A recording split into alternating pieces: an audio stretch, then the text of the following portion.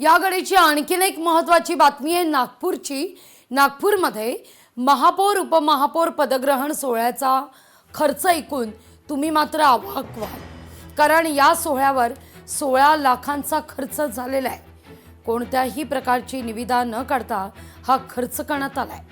आता स्थायी समितीची कार्योत्तर मंजुरी घेण्याचा प्रयत्न सुरू आहे। काँग्रेस नगरसेवकांना हा आरोप केलाय। कार्यक्रमाकरता स्टेज उभारणी, मंडप, पाणी, चहा, भोजन व्यवस्था यावर मोठ्या प्रमाणावर खर्च आहे। प्रशासनाच्या आर्थिक पारदर्शकतेवर सवाल उपस्थित करत या प्रकरणाची चौकशी करावी अशी आता मागणी काँग्रेस नगरसेवकांनी केली आहे। फुलांच्या सजावटीकरता 2.5 लाखांचा खर्च, रेड कार्पेट 51,000, LED वॉल 32,000, 1500 लोकांचे जेवण 4,44,000।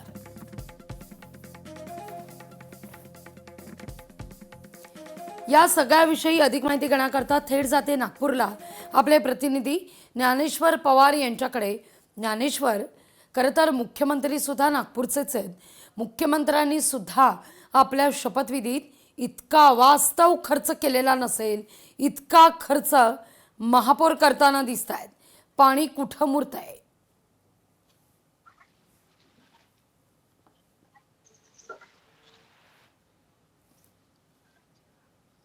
भाजपने जे आहे ते आपला महापौर या ठिकाणी बसवला। नीता ठाकरे यांची महापौरपदी जी आहे ते वर्णी लागली आणि एकूणच या पदग्रहण सोहळ्यामध्ये महसूल मंत्री तथा नागपूरचे पालकमंत्री चंद्रशेखर बावनकुळे यांनी सुद्धा या ठिकाणी उपस्थिती लावलेली होती। मात्र जो काही महापौर आणि उपमहापौर पदांचा पदग्रहण सोहळा होता, या सोहळ्यामध्ये आहे ते अवाढव्य खर्च करण्यात आल्याचा आरोप जे आहे ते काँग्रेसच्या नगरसेवकांकडून जे आहे ते आता एकूणच करण्यात आलेला आहे।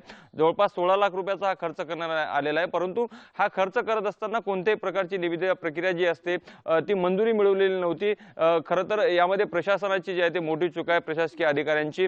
आणि आता या खर्चाची जे काही निधी आहे त्याला जे आहे ते आता कार्य संपल्यानंतर म्हणजे कार्योत्तर मंजुरी जी आहे ती स्थायी समितीच्या माध्यमातून घेतली जात असल्याचा आरोप जे आहे ते एकूणच काँग्रेसच्या नगरसेवकांकडून आलेला आहे। त्यामुळे एकूणच काही खर्च त्यांनी जे आकडे जे दिले आहे, ज्यामध्ये जेवणाचा खर्च असेल, फुल सजावटीचा, मंडपाचा, स्टेज डेकोरेशन या सर्व बाबींचा जे काही एकूण खर्च झालेला आहे त्यामध्ये कुठं कुठेतरी आकडा मोठा असल्याचा आरोप काँग्रेसच्या नगरसेवकांकडून जे आहे ते करण्यात आला आहे। त्यामुळे एकूणच प्रशासनाच्या आर्थिक पारदर्शकतेवर जे आहे ते एकूणच प्रश्नचिन्ह उपस्थित करणारा हा आक्षेप आहे। त्यामुळे नक्की जे आहे याची एकूण चौकशी व्हावी आणि संबंधितांवर जे आहे ते कारवाई करण्याची मागणी आता काँग्रेसच्या नगरसेवकांकडून जे आहे ते करण्यात आले। त्यामुळे नक्कीच जे आहे ते प्रकरणात याची चौकशी होते का आणि कारवाई होते का हे पाहणं अत्यंत महत्त्वाचं असेल। ज्ञानेश्वर, आपण सतत महापौर आणि उपमहापौर यांना संपर्क साधण्याचा प्रयत्न करतोय, पण ते काही आपला फोन उचलायला तयार नाही आहेत। इतका अवास्तव खर्च का करण्यात आला या सगळ्या संदर्भात निश्चितच वरिष्ठांकडून शाळा घेतली जाण्याची शक्यता नाकारता येत नाही आहे। तशी काही कुजबूज? नक्कीच लागवीजी, अगदीच ज्या पद्धतीने आक्षेप घेण्यात आला त्यानंतर याची चौकशी व्हावी आणि वरिष्ठांकडून नक्कीच जे आहे ते कानउघडणी केली जाण्याची शक्यता आहे। कारण की आता नुकतंच जे आहे ते महापालिकेला सुरुवात झालेली आहे। काही वर्षांच्या कालावधीनंतर जे आहे ते बऱ्याच काळ या ठिकाणी प्रशासक राज होतं।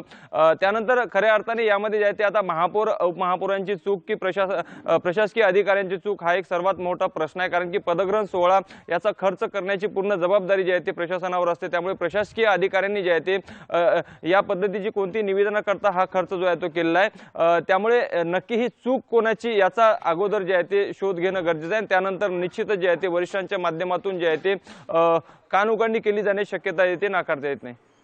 अगदी ज्ञानेश्वर, धन्यवाद तुम्ही दिलेल्या एकूणच सविस्तर माहिती करता। लोकशाही मराठी ऐका, पहा, जागरूक रहा।